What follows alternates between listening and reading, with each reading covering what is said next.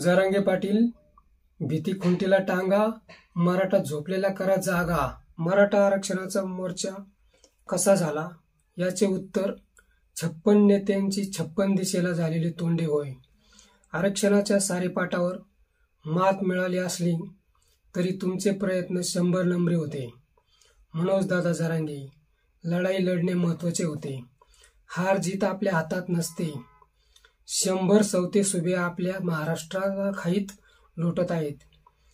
तुमच्या एका शब्दाखातर 4 ते 5 कोटी मराठा थेट मैदानात उतरले. त्यांना पक्की खात्री आहे, माणूस भरोसा ठेवावा असाच आहे. टीकाकार टीका करतात ते तुमच्याशी संवाद साधण्यासाठी, अन्नामध्ये माती कालवण्यासाठी नाही.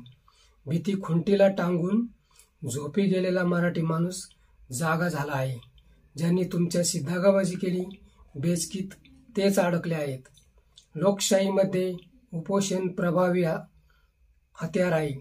महात्मा गांधीजी, अण्णा हजारे यांनी त्याचा प्रभावीपणे वापर केला. आज आपल्या देशात उपासमारीने किती लोक मरतात, पण नेते उपोषणाला बसले की राजकारण्यांची भंभेरी उडते.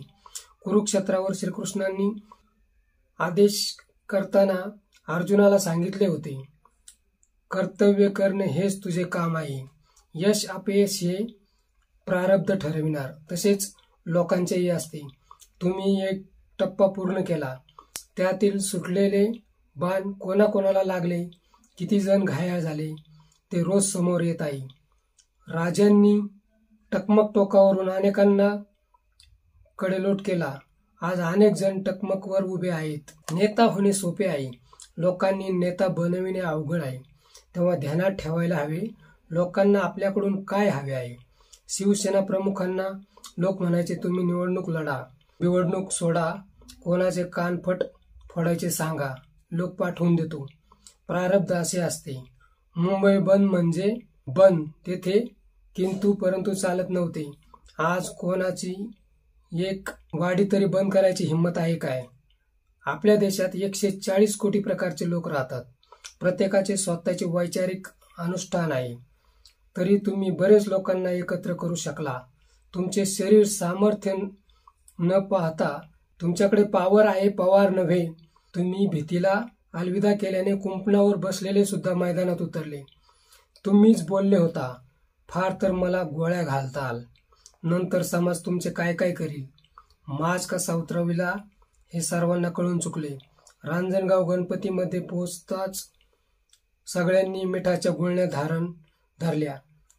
काहींनी मूग तोंडामध्ये धरून ठेवले. पूर्वी राजा बोले दल आले असा प्रकार होता.